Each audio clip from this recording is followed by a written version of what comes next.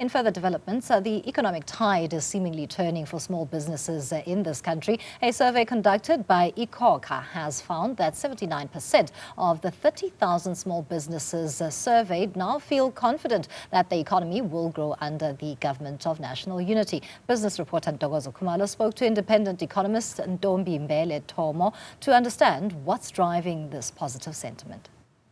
Currently, we have seen that there has been a geopolitical change in South Africa, and that on its own has proven to have some form of merit with the recent announcement by the Ministry of Small Medium Enterprises that has actually said that they're amending their bill to make it much more accommodative of the environment that small businesses are operating in, but also to ensure that businesses are actually given the adequate support that they need for them to thrive and for them to actually be able to grow in a manner that will increase employment and alleviate poverty. As we know, that is really the main issue in the country.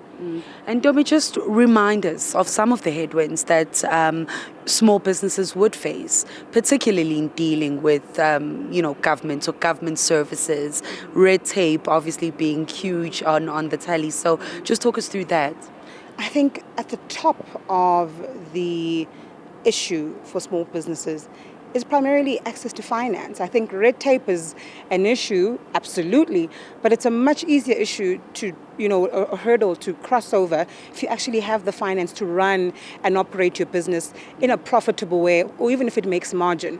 But we've found that small businesses have not really been able to meet their obligations and had to let staff go. I mean, small businesses are still, experiencing the high inflation that we have carried over from the pandemic. They are still experiencing the issues that is the lag effect of what we saw in the civil unrest in the July of 2021. And so these things that we might seem to think we've moved on, they have had a lagging effect, and that has impacted small businesses' ability to grow and for them to even be in a place where they can start engaging on red tape. But I think what we can be thankful in what we're seeing currently is that just recently, yesterday, we saw the Gauteng Provincial Treasury and Economic Development MEC speaking about how they are intending in their budget vote to introduce a state bank.